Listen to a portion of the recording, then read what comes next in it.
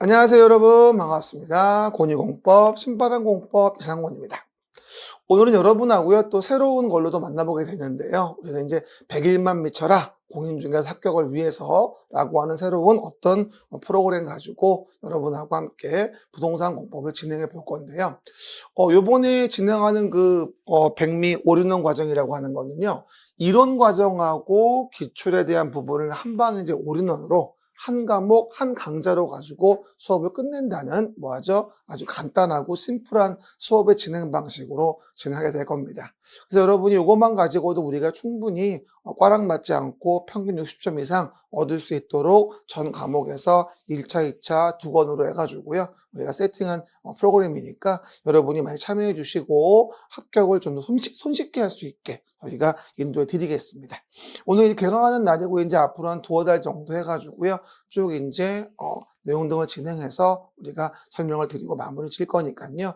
여기서 설명드린 것만 가지고도 충분하진 않지만 합격하는 데 충분합니다. 그렇죠? 우리 합격이 목적인 거지 학문 공부하는 거 아니니까 염려하지 마시고요. 그래서 오늘부터 이제 부동산 공법 백미 올인원 과정 우리 함께 진행하도록 하겠습니다. 일단 준비물은 저와 함께 보는 부동산 공법은 일단 한 개가 더 필요한 거 아시죠? 그렇죠?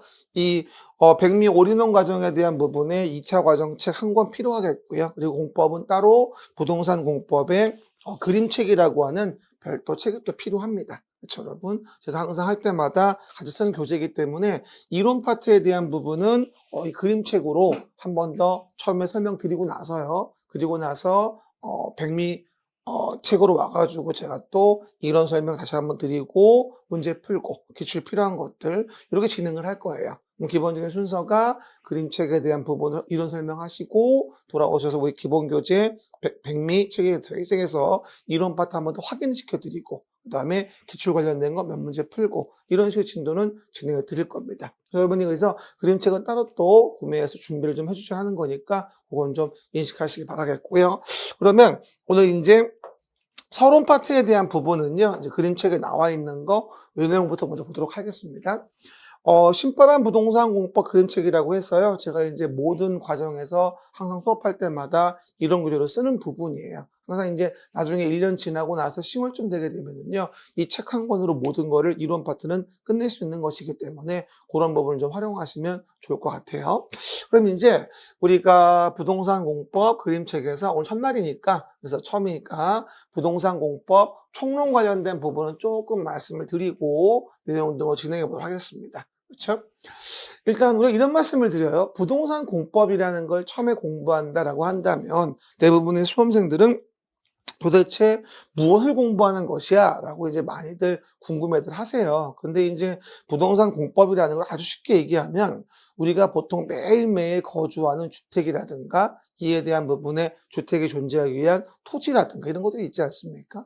이런 부동산에 대한 부분에 대해서 그 부동산을 어떻게 이용할 수 있는지 라고 하는 것에 대한 부분을 뒤집어 얘기하면 어떻게 규제를 가하는지 이걸 배우는 게 부동산 공법이에요. 쉽게 얘기하면. 그래서 이제 부동산을 규제한다라고 이해하시면 돼요. 그래서 공법이란 말이 나오면 부동산을 규제하는구나라고 이해하시면 됩니다. 누가? 관에서, 행정청, 우리 일반 국민에 대해서. 그렇죠? 그러면 이렇게 부동산을 규제하기 위해서 공법을 배우는데 그 공법을 배우기 위해서, 그 규제를 하기 위해서 가장 많이 써먹는 수단이 뭐냐면 우리가 계획을 세운다고 이해하시면 돼요. 그러다 보니까 부동산 공법을 배운다라고 한다면 필연적으로 어떤 계획을 세워서 어떻게 규제를 가할 것인가 라는 거를 정하는 것이 일반적인 어떤 규제의 패턴이라고 보시면 되거든요. 정리하면 이렇죠. 부동산 공법은 부동산을 규제하는 거다. 근데 규제를 위해 가장 많이 써먹는 방법은 뭐라는 거다? 계획을 만들어서 계획대로 옥죄한다고 이해하시면 돼요. 우린 그러면 그 계획으로 무엇을 규제하는지를 알 수 있게 되는 거죠. 그렇죠? 이게 바로 우리가 부동산 공법을 공부하는 목적인 거야. 그리고 중개사가 뭐 하는 거예요? 매도인과 매수인 연결시켜가지고 이제 물건 소개하고 뭐 하죠? 계약 체결시키는 거관 역할을 하는 거잖아요. 그러다 보니까 중개사가 부동산에 어떤 규제가 있는지를 알아야지 매수인의 의도에 따라서 매도인의 물건을 소개할 수 있을 거 아니겠어요. 그런 의미에서 우리가 부동산 공법을 반드시 알아야 한다는 거예요. 그렇죠? 그래서 그 관계 분석에 대한 부분들 이해해 보시면 되고요. 그래서 간단하게 부동산 공법에 대한 부분에 대해서 법률 관계에 대한 부분을 간단히 말씀드려보면 이렇습니다. 일단 한 번 더 얘기하죠. 부동산이다라는 거. 부동산은 뭐다? 민법상 토지 및 그 정착물을 얘기하는 부분이고요. 이에 대한 부분을 공법으로 규제를 가한다라고 이해하시면 되고, 규제를 가할 때 주로 많이 쓰는 방법은 계획을 만들어 규제를 가하는구나 라고 이해하시면 됩니다. 그렇죠? 그래서 우리가 일반적으로 뭐 토지를 거래한다라고 했을 때 무슨 뭐 개인과 개인 간의 관계라고 한다면 우리는 이걸 뭐라 부르냐? 사법관계다 보통 부르죠. 이렇게 사법관계라고. 그렇죠? 하지만 그 토지를 산 을이 당해 토지 위에다가 건물을 지으려고 합니다. 그럼 토지만 있다고 마음대로 지을 수 있는 것이 아니라 우리 관공서인 구청장, 시장군수, 구청장한테 가서 허가를 받아야만 적법해지거든요. 그럼 뭐예요? 당사자의 일방이 공적인 주체거든요.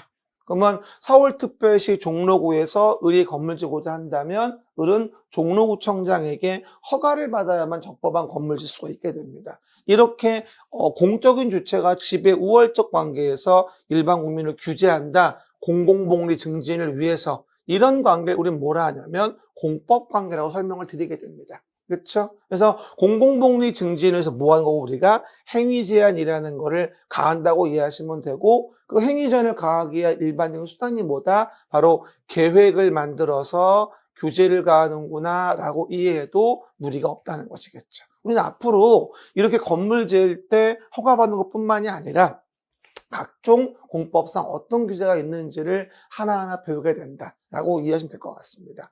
처음에 우리가 법이라는 걸 공부한다라고 한다면요, 대부분들이 무엇을 공부할지 뭐라는지 잘 모르세요. 그냥 법이니까 뭐 지켜야 하나 보다라고만 이해하지만 법에 대한 구성과 내용 자체가 다른 거니까 그 부분들을 여러분들이 인식하시면서 좀 보시는 게 필요하다 설명을 드리게 됩니다. 여기 이제 우리 공법이라고 이해하시면 되고요. 그럼 이와 같이 부동산을 규제하는 공법을 앞으로 배우게 될 텐데 그러면 그 부동산을 규제하는 공법이 한두 개인가? 아니면 무진장 많나? 이런 것들에 대한 부분을 궁금할 수밖에 없단 말이죠. 사실 부동산 공법은 굉장히 많아요. 법이 발생하고 생성되고 변경되고 소멸되고 하면서 굉장히 많은 법들이 있습니다만 사실 부동산과 관련된 법이라고 한다면 한 120여 개 정도 된다고 보셔야 됩니다. 그렇죠? 근데 우리가 중개사 공부하면서 그 120여 개의 법을 모두 다 공부할 수는 없잖아요. 한두 개도 아니고, 그죠? 그러다 보니 우리가 처음에 이제 중개사 제도를 만들 때, 뭐 부동산 교수님들이 모여셔가지고, 그래, 가장 관련도 깊은 6개 정도의 법만 골라서 우리가 시험을 봐줘야 되겠다라고 해서 6개 법을 시험 범위로 우리가 도입을 하게 됩니다. 그래서 우리가 앞으로 이제 1년 동안 부동산 공법을 공부하면서 배우게 될 내용이 뭐냐면 바로 부동산 공법의 40문항의 책이라고 나오게 됩니다. 그렇죠? 그림책에 5페이지 있겠죠. 가장 첫 번째 법이 뭐냐면 국토의 계획 및 이용에 관한 법률이에요. 그렇죠? 아까 얘기했죠.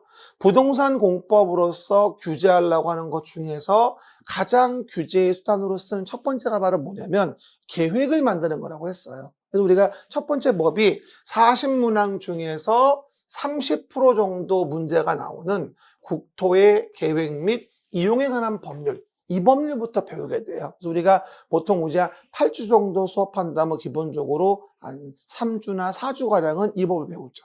그렇죠? 3, 40% 정도라고 이해하시면 돼요. 심하게 말하면 절반 정도라고 보면 되겠습니다. 하지만 어쨌든 문제 구성수는 30% 정도이기 때문에 3, 40% 정도로 시간적 배분을 때리는 게 맞다고 보여집니다. 그래서 앞으로도 아마 이 법을 우리가 길면 한 4주, 짧으면 3주 정도 해가지고 내용 진행을 할 겁니다. 그래서 길게 말하면 이렇습니다.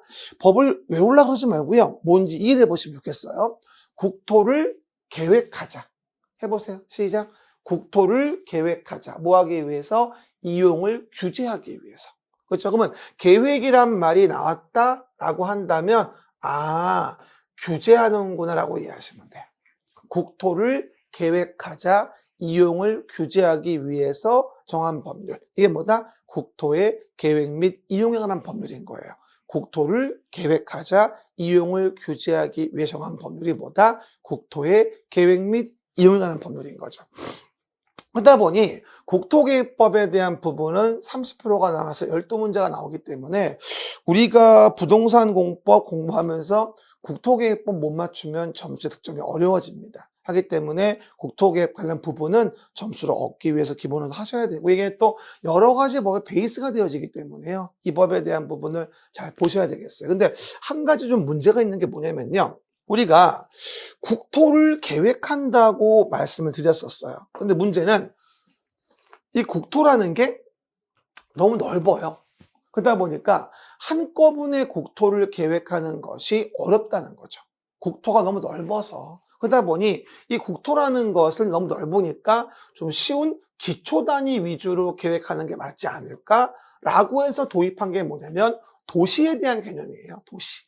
그렇죠? 우리가 살고 있는 이곳 서울특별시, 또는 부산 사시면 부산광역시, 대전광역시, 성남시, 청주시, 이런 식으로 뭐가 되어죠? 전국에 특별시, 광역시, 특광, 특별자치시, 특시, 특별자치도, 특도, 시군, 이따 또 할 겁니다. 이렇게 120여 개의 도시가 있어요. 그러면 그 도시마다 계획을 만들어서 그 도시를 규제하자.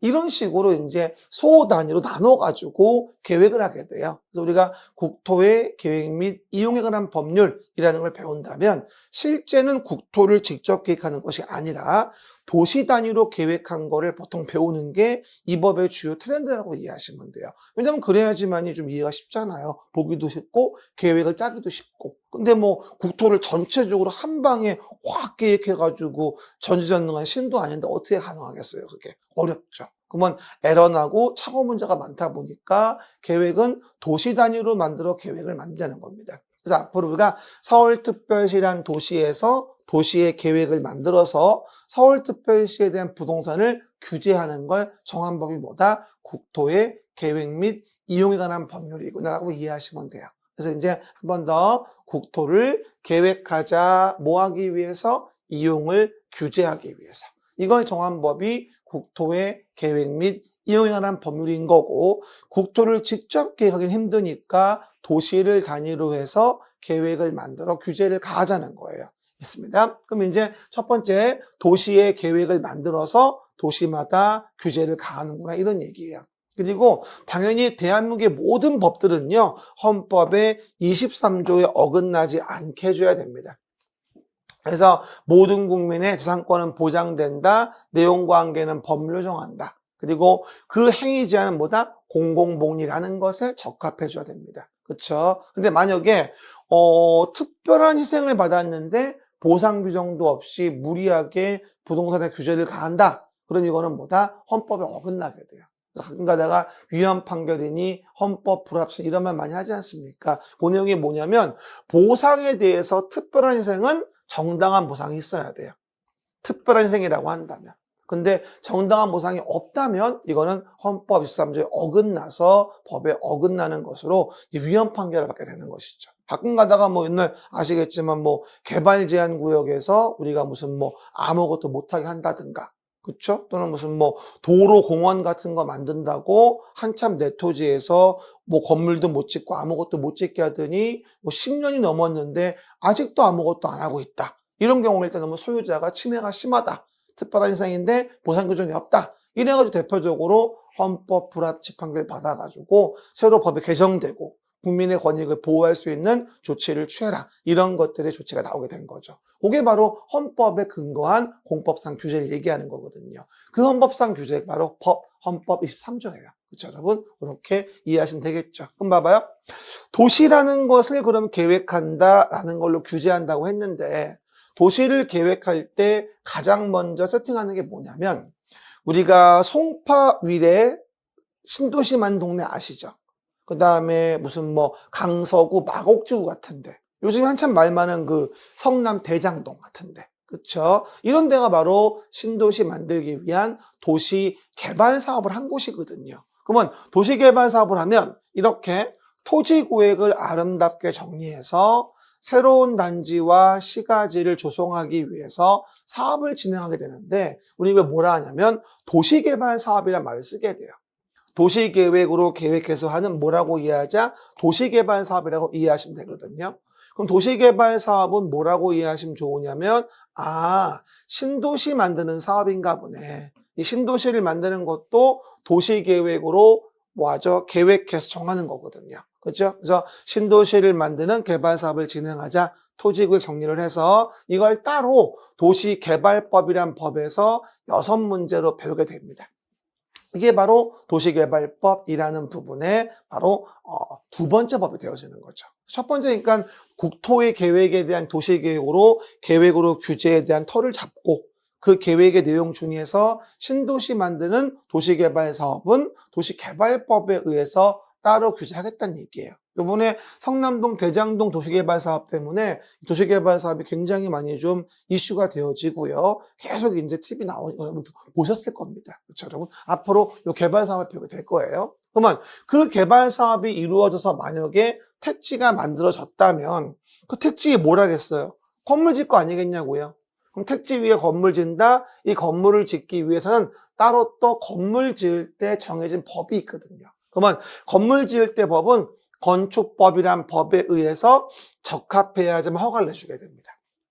그러면 건축법상 건물 허가 받으려고 한다. 만약에 건축에 허가를 받는다.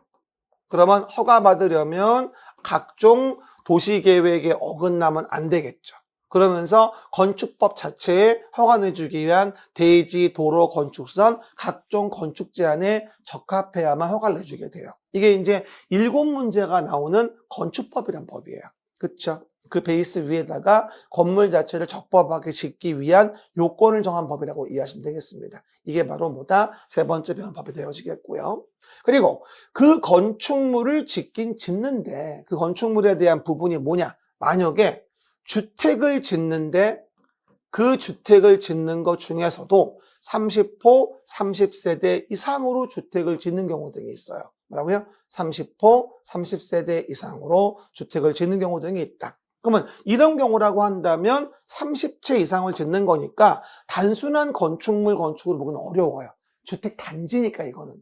그러면 주택 단지가 되어준다라고 한다면 주택 단지는 주택만 짓는 게 아니라 거기에 부대시설과 복리시설이라는 걸 보통 함께 짓게 됐거든요.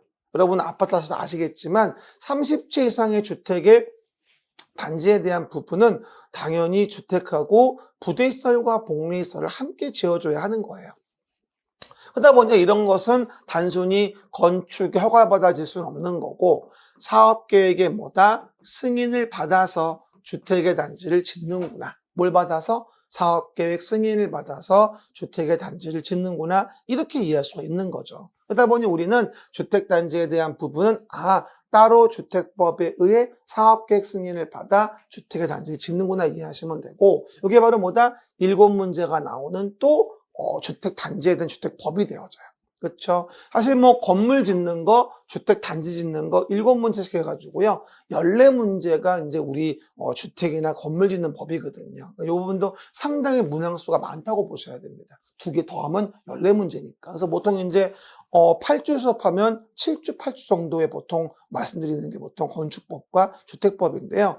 요즘에 국토계획법이나 개발법에 비해서는 이 두 법이 좀 어렵게 나오는 편이에요. 그래서 7문제 중에서 한 4개 정도씩 맞추면 잘했다라고 이해할 수 있는 부분이기 때문에 너무 좀 부담 갖지 마시고 필수 빈출 부분을 정확히 보셔야 돼요.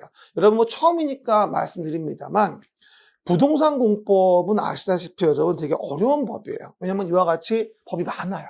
여러 가지 배우니까. 그러다 보니까 부동산 공법은요, 점수를 60점 이상 얻어서 사실은 시험을 붙는 경우가 그렇게 쉽진 않습니다. 통계적 말씀드리면 작년도에 통계가 나온 게 설명을 드리겠는데 작년도에 60점 이상 되시는 분들이 놀라지 마세요. 9%밖에 안 돼요. 그렇죠. 그러니까 기본적으로 공법은 60점 이상 맞아서 붙는 분들은 참 상위급 레벨 분들이고요. 대부분들 꽈락 40점이 안 나오면서 40점 이상 되면서 이제 60점 사이, 요 사이로 붙는 분들이 보통 40%예요. 일반적으로. 그렇죠? 그러니까 여러분들이 내용으로 봤을 때 부동산 공법은 40점 꽈락이 밑으로 안 가고 40에서 60 사이만 나오면 일단 중개사법에서 80 이상 득점함으로 인해 가지고 합격한다. 이렇게 이해하셔서 준비하셔야 돼요. 그러니까 너무 어렵거나 심오한 거 하려고 그러지 말고 빈출된 부분을 정확히 해서 50 정도만 맞으면 공법은 정말 잘한 거다. 이렇게 이해하셔도 무리가 없을 것 같습니다. 그렇죠, 여러분? 통계가 말해주는 거니까 너무 맘상하지 마시고 거기 맞춰 학습하시면 되는 거예요. 그렇죠, 여러분? 그래서 우리는 공법은 50점 정도만 맞자. 이 정도 전략으로 가는 것이 가장 효율적인 방법이다. 중개사법에서 80 이상 득점하시는 게 좋겠고요. 그래서 건축주택법이 요즘 좀 어려워지고 있다라는 부분 말하고 있는 거고요. 그리고 만약에 이렇게 지어진 건축물과 주택의 단지들은 시간이 점점 흘러요. 시간이 흘러가면서 뭐가 되죠? 예를 들어 30년이 흘렀다. 그렇죠. 40년이 흘러가면서 건물은 점점 노후해지죠. 그럼 노후해진 건물을 가면 방치하면 어떻게 될까요? 아무래도 무너지거나 사고가 나겠죠. 이래서 노후불량한 건축물을 개량할 필요가 생겨요. 그 노후불량 건축물을 개량하기 위한 우리가 사업을 뭐라 하냐면 정비사업이란 말을 쓰게 돼요. 뭐라고요? 정비사업. 그래서 우리가 노후불량 건축물 개량, 시작. 노후불량 건축 개량을 위해서 정비사업을 진행하게 되는데 그 정비사업이 여러분이 다 알고 있는 관심 가지고 있는 뭐다? 바로 재개발 사업이니 재건축 사업이니 이런 사업에 대한 부분들이 바로 뭐냐면 정비사업이에요, 사실은. 그렇죠? 사실 처음에 중개사 공부하러 오시는 분들은 이 정비사업에 대한 부분에 궁금증이 많아서 이걸 좀 알고 싶어가지고 학원 오시는 분이 많이 있거든요. 근데 생각보다 정비사업이 어렵습니다. 그렇죠? 그래서 정비사업은 6문제가 나오는 또 뭐죠? 법이라고 또 이해하시면 돼요. 제가 이제 바닥을 깔면서 도시계획부터 신도시 만들어 개발 사업하고 그 위에 건축물 짓고 주택 단지를 짓고 지어놓은 건물 주택에 대한 부분에 정비사업으로 노후불량 건축 개량을 하고 이런 것들에 대한 시간날 방식으로 5가지의 법을 얘기해 드렸고요. 그리고 좀 생뚱맞지만 농지와 관련된 법이 있어서 우리가 2문제가 나온다라고 이해하시면 돼요. 농지법은 말 그대로예요.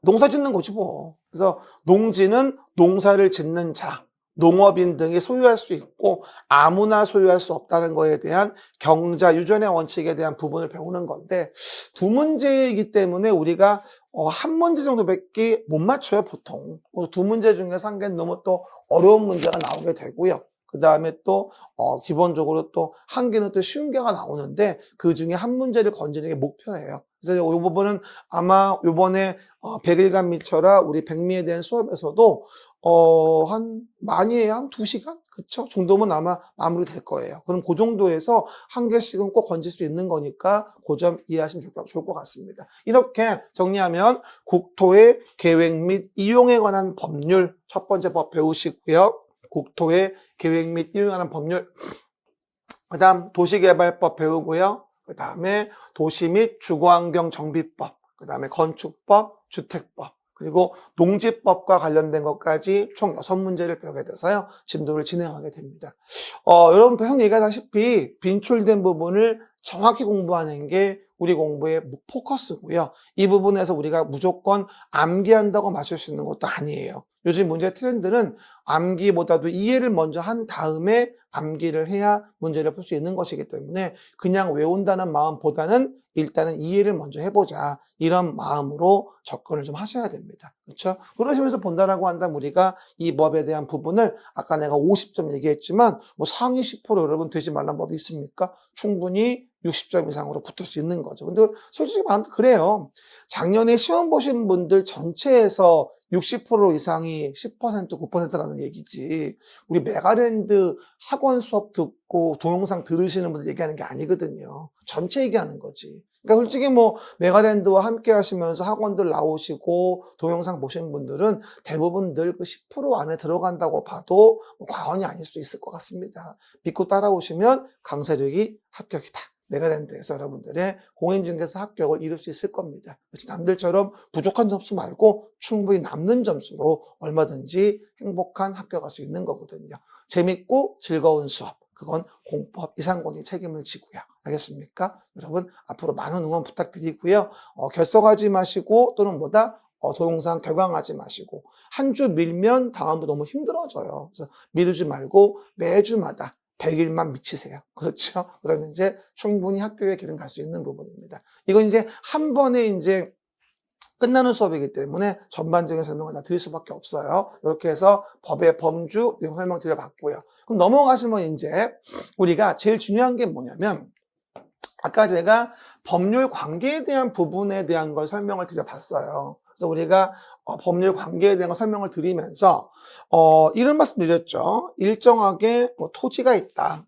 근데 이에 대한 토지에서 건축물을 지으려고 허가받으려고 한다. 예를 들어서. 그러면 이와 같은 토지를 건축물 지으려고 건축에 허가를 받으려고 한다면 A가 뭐하죠?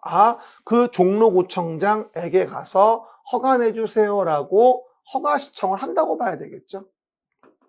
됐죠? 그럼 뭐가 되죠? 우리 행정주체인 종로구청에서 그 청인 종로구청장 이런 자들이 관련된 부분에 적법하다면 허가를 내줄 것이고, 그렇죠? 적법하지 않다 허가를 안 내주겠죠. 이런 법률 관계를 배우는 거라고 이해하시면 돼요. 근데 사실은 공공의 관계도 공법이긴 한데 우리가 배우고 싶은 건 공적인 주체가 우리 일반 국민을 얼마나 규제하나 알고 싶은 것이기 때문에 우리는 공적 주체하고 일반 국민과의 관계에서 일반 국민이 일정한 신청을 하게 되면 행정주체, 행정청의 행정이 어떠하게 적법했을 때 허가를 내줄 것이냐라는 부분을 정한다고 이해하시면 돼요. 그래서 우리가 개인과 개인 간의 관계, 사법관계지만 공적 주체와 나와의 관계로서 공적 주체가 나를 규제하는 관계, 지배 우월적 지위에서 이런 걸 공법관계라고 하는 거죠. 그렇죠, 여러분? 그럼 봐봐요. 대표적으로 행정주체라고 본다면 뭐라 볼 수 있냐면 국가나 지방자치단체를 보통 우리가 행정주체라고 해요. 그렇죠? 그러면 그 행정주체의 의사를 표시하는 그 입이 필요하거든요. 행정청이라고 하는데 그 행정청이 국가인 경우는 예를 들어 국토교통부, 환경부, 기획재정부 이런 식으로 정부엔 18개의 부가 있어요. 그런 국가의 행정청이 있죠. 근데 부동산과 관련된 국가의 행정청은 누굴까요? 매번 TV 나오시는 분, 국토교통부 장관이죠. 그래서 우리가 국가와 관련된 국가의 뜻을 의사표시한다. 그래서 우리가 행정청이라고 하는데 국가행정청, 그중에 부동산 관련된 거는 국토교통부 장관이 주로 이바고를 많이 하죠. 그래서 대한민국이라는 행정주체, 그리고 부동산 관련된 행정청은 국토교통부 장관이라고 이해하시면 돼요. 그리고 서울특별시란 지방자치단체가 있고 거기에 서울특별시장이라고 하는 행정청이 있죠. 종로구라고 하는 지자체가 있고요. 종로구청장이라고 하는 행정청이 있죠.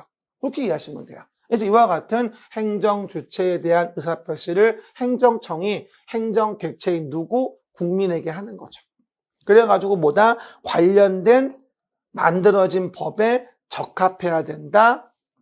예를 들어 지금 건물 짓는 거니까 건축법 같은 거 등에 적합해야 되겠죠.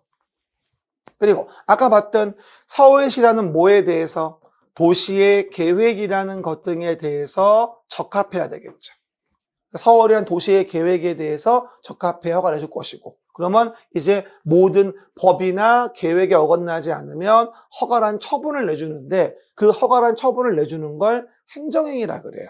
우리가 법률행위 중에서도 이걸 행정행위라고 하는 거예요. 그렇죠? 근데 대부분 이 공법관계에 대한 법률행위인 행정행위는요. 보통 이게 우월적으로 행정청이 우월적 지위에서 하는 권력적 단독행위라 보시면 돼요. 사법관계처럼 평등하게 하는 게 아니라 공적 주체가 우월적 지위에서 행하는 권력적 단독행위를 보통 행정행위라고 하는 거라고 이해하시면 돼요. 우리가 왜 허가 신청했을 때 종로구청장이나 서울시장이 나한테 승낙받고 허가하는 거 아니잖아요. 그냥 일반적으로 계약으로 볼 수는 없어요. 지배 우월적인 지위에서 밑으로 일방적으로 하는 단독행위거든, 사실은요. 그래서 우리가 이러한 행정행위로서 허가 등을 내주는 것은 공법상 권력적 단독행위구나. 그래서 어떻게 본다면 여러분이 개인과 개인 간의 뭐 거래, 매매함으로 인해 이루어지는 건 주로 계약이 많은데 공법상 행위의 법률행위, 행정행위는 주로 단독행위가 많아요. 집의 우월적 지위에서 행하는. 그렇게 이제 개념만 좀 이해하시면 좋을 것 같아요. 처음에 공부하면 좀 그런 단어가 좀 눈에 안 들어오고 귀에 안 들어오잖아요. 그렇죠? 그렇게 이해하시면 됩니다. 하지만 이 부분을 볼 때 우리가 가장 관심 갖고 처음에 공부할 때 어렵다고 느끼는 게 뭐냐면 이 부분이에요. 뭐냐 이거죠. 이거. 그렇죠? 행정의 주체, 행정청이 누군가라고 하는 걸 잘 모른다는 겁니다. 대부분들이. 그렇죠? 그래서 우리가 보통 행정 객체와 관련된 거는 뭐 자연인, 법인 이래 가지고 우리가 민법 배울 때 민법삼하고 배워요 또. 그렇죠? 그런데 사실은 이 행정청이 누구냐, 행정 주체가 누구냐에 대한 부분은 사실은 따로 공법에서 배워줘야 되거든요. 그리고 우리가 실제 부동산 공법 처음 공부하시는 분들은 주어 파악이 안 되니까 내용 파악이 안 되는 거예요. 그래서 많이 힘들어 하시죠. 그래서 일단 주어에 대한 파악을 좀 잘 해보자라는 취지입니다. 첫 번째 볼까요? 봐요. 행정 주체가 있다라고 얘기를 하죠. 행정 주체. 그럼 행정 주체는 뭐가 될까요? 국가나 지방자치단체가 가장 대표적인 행정 주체군이라고 이해하시면 돼요. 국가, 지방자치단체. 시작. 국가, 지방자치단체. 이게 행정 주체죠. 그러면 행정 주체의 의사를 외부에 표시하는 기관을 우리 뭐라 하냐면 행정청이란 말을 쓰게 됩니다. 그래서 행정 주체의 의사표시 기관을 우리 뭐라 하냐면 한마디로 이걸 행정청이라고 하는 거라. 읽어보세요. 행정에 관한 의사를 결정하여 표시하는 국가, 지방자치단체 기관을 뭐라 한다? 행정청이라고 하는 거구나. 처음에 공부하실 땐 단어 자체가 어려워요. 행정청이 뭔지 모르겠는 거지 일단. 그러다 보니까 행정주체 의사를 표시하는 국가, 지방자치단체의 뭐다? 기관이구나라고 이해하시면 될 거예요. 그러면 행정청에 대한 부분은 국가부터 본다면 사실은 국가라는 행정주체의 행정청은 현재 정부는 18부, 4처, 18청을 두고 있어요. 그렇죠? 그리고 그 중에서 부동산과 관련된 가장 대표적인 우리 국가행정청은 국토교통부 장관이에요. 에버바리 뭐라고요? 국토교통부 장관. 에버바리는 함께 따라하자 이런 얘기예요. 그리고요, 국토교통부 장관. 여러분 저 아무도 없는데 혼자 뻘쭘하거든요. 한번 해봐요. 국토교통부 장관. 그래서 국토교통부 장관은 짧게 부를 때 우리 뭐라 부르냐면 국장이라고 부를 거예요. 제가 앞으로 뭐라고요? 국장. 이렇게 얘기해 봅시다. 앞으로 우리가요, 부동산과 관련되어진 국가가 나온다. 그러면 그 권한자는 국토교통부 장관이다. 이렇게 외우셔도 별 무리가 없어요. 그렇죠? 그래서 앞으로 10번 국가가 어떤 의사표시를 합니다. 그러면 그 중에서 8, 90%는, 심하게 말하면 90% 넘게는 그냥 다 국토교통부 장관이 권한자구나고 이해하시면 돼요.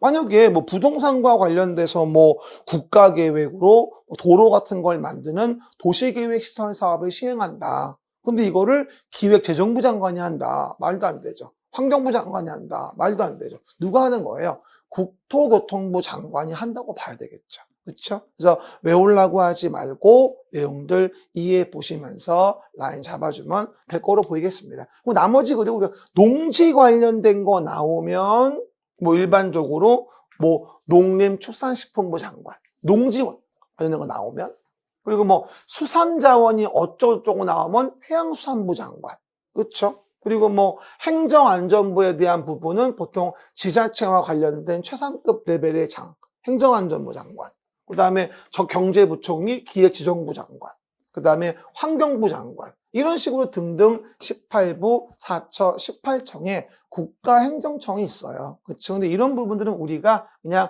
나머지는 그런가 보다 하시면 되고, 어쨌든 부동산과 관련된 국가가 나오면 국토교통부 장관이 그 권한을 가진 자가 되겠구나라고 이해하시면 별 무리 없습니다. 솔직히 국토교통부 장관의 권한을 속이는 게 매년 기출을 보면 적어도 두세 문제 나오는 것 같더라고요. 그렇죠? 우습게 볼 일이 아니에요. 그래서 우리 여러분들 이것만 기억해도 두세 문제면 거의 5점, 7.5점. 시험하면 4개, 10점이에요, 이게. 장난 아닙니다. 권한자 요거 잘 구분하시고요. 근데 국가행정청은 별로 어렵지가 않은데 솔직히 말하면 근데 어려운 건 이게 어려운 거죠. 지방자치단체, 행정청 이게 좀 어려운 거예요. 대부분들이 처음 공부할 때 공법을 뭔지 모르겠어요 라고 말할 때 이 지방자치단체 이게 뭐냐 이것 때문에 고민하시는 분들 골머리 앓는 분들이 굉장히 많습니다. 그럼 일단 지방자치단체에 대한 부분에 대해서 두 가지로 분리해보면 광역자치단체라는 게 일단 있어요. 그리고 두 번째가 기초자치단체라는 걸로 구분할 수 있게 됩니다. 그렇죠. 그러면 광역자치단체는 한마디로 뭐가 될까요? 큰 도시. 큰 도시 얘기하는 거예요. 지자체 중에서도 큰 도시, 큰 지자체 봅니다. 그러면 큰 지자체의 대표가 바로 뭐냐면 시도지사예요. 뭐라고요? 시도지사. 우리 앞으로 법 공부할 때 조문에서 시도지사는 이런 식으로 언급되는 경우들이 많아요. 뭐라고요? 시도지사는 시작. 시도지사는 이렇게 나오면 아 이거는 시군구가 아니라 큰 지자체구나. 더 위에 있는 큰 지자체. 그리고 시도지사는 시작. 시도지사는 그럴 때 시도지사의 시는 그럼 뭘 얘기하는 거냐? 이거는 특별시, 광역시, 특별자치시를 얘기하는 거예요. 그렇죠? 우리 보통 동네에 있는 도 밑에 특광 밑에 시군구 얘기하는 게 아니고 이거는 큰 도시. 그러니까 특별시, 광역시, 특별자치시. 시작. 특별시, 광역시, 특별자치시. 이걸 보통 우리 뭐라 하냐면 시도의 시라 불러요. 그렇죠, 여러분? 그래서 앞으로 여러분이 조문에서 시도지사는 이러고 나온다고 한다면 아, 시도지사의 시는 특별시, 광역시, 특별자치시 얘기하는 거지 성남시, 뭐 의왕시 이런 것처럼 도 밑에 있는 시 얘기하는 거 아니에요. 알겠죠? 그거 오해하지 말고. 그리고 또 하나 여러분 오해하지 말 건 특별시 그러면 서울특별시예요. 그렇죠? 그다음에 광역시 그러면 인천, 대전, 대구, 부산, 광주, 울산 요 정도가 광역시, 6대 광역시라고 하죠. 그렇죠? 그리고 세종특별자치시예요. 세종. 이 세종시는요, 뭐하죠? 따로 별도로 만든 정부 종합, 뭐하죠? 아, 업무 처리를 위한 청사가 있는 내용에 대한 청사가 되어 있는 곳이겠죠. 그래서 뭐 행정수도 만든다 해서 저번 정부에서 만들어 놓은 시입니다. 옛날에 공주, 영기군 등 이렇게 합쳐가지고요. 그래가지고 세종보다 특별자치시가 되어지겠죠. 그래서 보시는 바와 같이 시도의 시는 특별시, 광역시, 그 다음에 특별자치시를 시도의 시라고 한다. 그리고 도는 그냥 도도 있을 수 있고요. 그리고 특별자치도가 있을 수도 있어요. 그래서 앞으로 우리가 조문 나올 때 이런 질문이 나와요. 특별시, 광역시, 특별자치시, 도지사, 특별자치, 도지사는 이러고 나와요. 조문에서. 그러면 짧게 이하 시도지사라 한다라고 법에 써 있어요. 그래서 앞으로 시도지사는 이라고 조문이 나오면 뭐라고 이해하자? 특별시, 광역시, 특별자치시, 도 또는 특별자치도 이런 자를 한꺼번에 부르는 걸 짧게 부를 때 시도지사라고 하는구나라고 기억하시면 되겠습니다. 한 번 더 특별시, 광역시, 특별자치시, 도지사, 특별자치도는 이러면 짧게 뭐라? 시도지사와 같은 얘기예요. 그리고 이 특별자치도에 대한 부분은 뭐다? 제주도 얘기하는 거예요. 제주특별자치도법에 의한 그쵸? 그렇게 이해하시면 됩니다. 나머지 강원이나 전북 특별자치도에 대한 부분은 일반적인 도라고 봐도 무리가 없어요. 알겠습니까? 우리 법에서는요. 일단 이렇게만 이해해 놓고요. 그럼 이제 이런 큰 도시의 기초를 이루는 기초자치단체를 좀 봐줘야 될 텐데요. 여러분이 가장 많이 하는 게 뭐냐? 보통 도 밑에 있는 시장 군수예요. 도 밑에 있는 시장 군수. 시장 군수가 이제 기초자치단체가 되어집니다. 그렇죠, 여러분? 그래서 우리가 대표적으로 도지사 밑에 있는 시장 군수와 관련된 부분에 대해서 경기도만 따져보면요.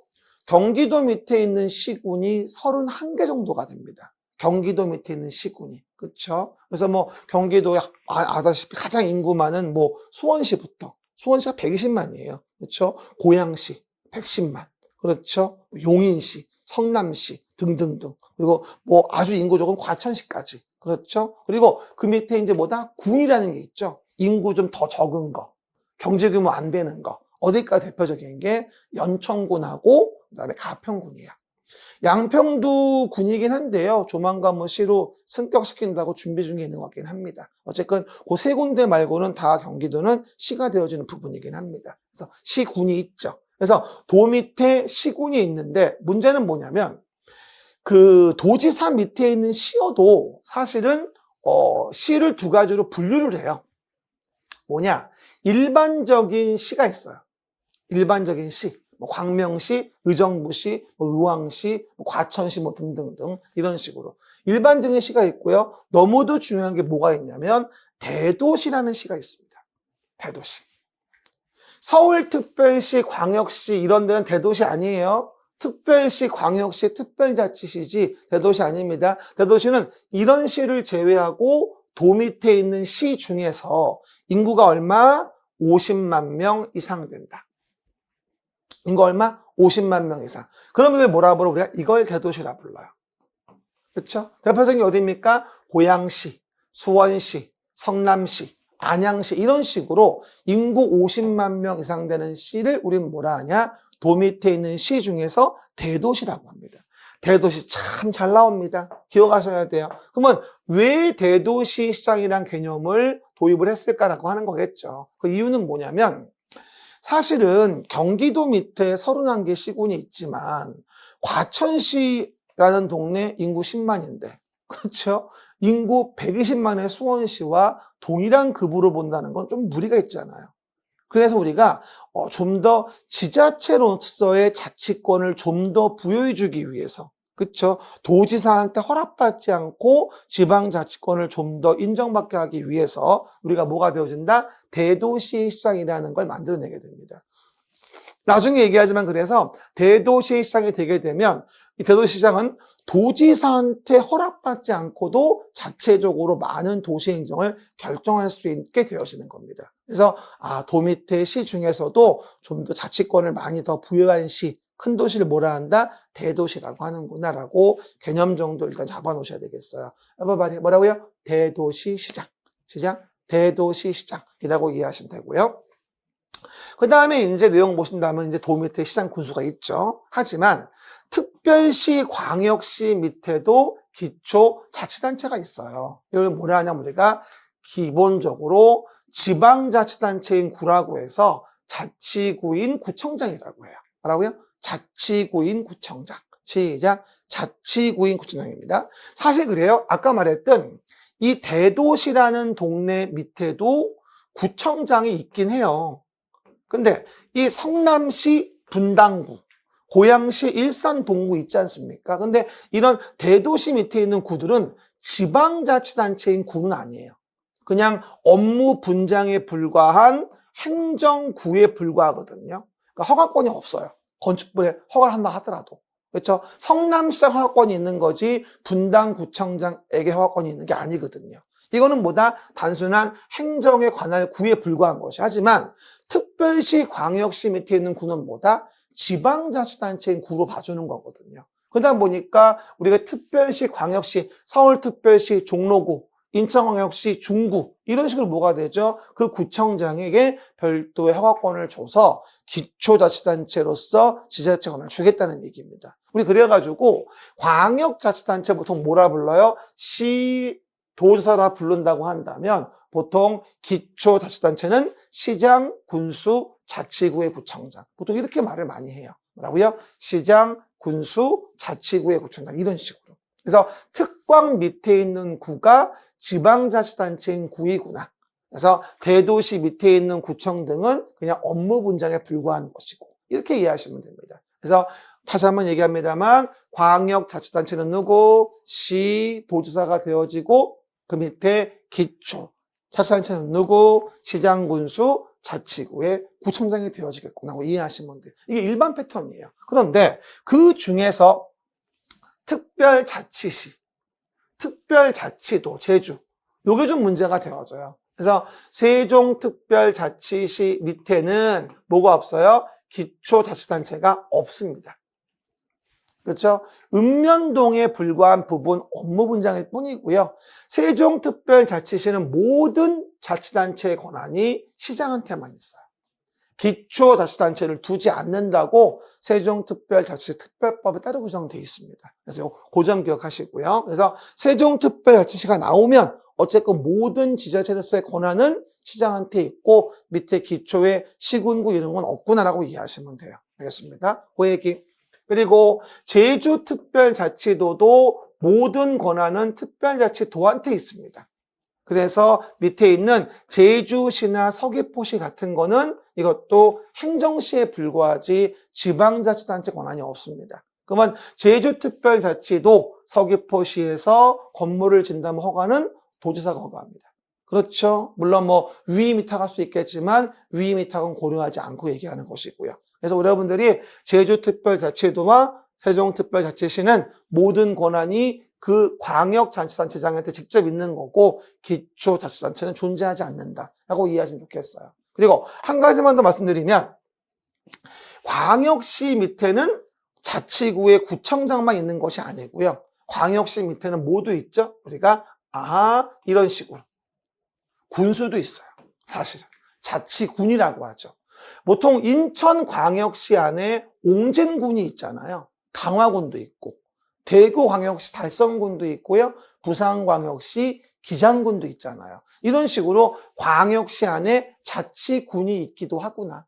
이럴 때 보통 광역시 안에 있는 군과 도 밑에 있는 군을 구분하는 조문도 있으니까요. 광역시 안에 있는 군에 대한 부분도 인식을 좀 하세요. 결론적으로 특별시 밑에는 기초자치단체로 자치구만 존재하지만 광역시 밑에는 자치구도 있고 자치군도 있다고 이해하시면 되겠어요. 그래서 우리가 이번 백미의 첫 시간은요. 우리가 여러 가지 공법의 의미하고요. 그리고 시험법 6개 법하고 그 행정청 간의 조직 관계에 대한 부분들을 설명을 드려봤어요. 처음에 이런 말씀 드리면 뭐게 복잡해 싶지만 별로 복잡할 거 없어요. 그렇죠? 행정주체, 행정청 구분 내어드린 겁니다. 1교시 이 정도 마무리하고요. 다음 시간에 또 국토계획법부터 연결해 설명을 드리겠습니다. 여러분 수고하셨습니다.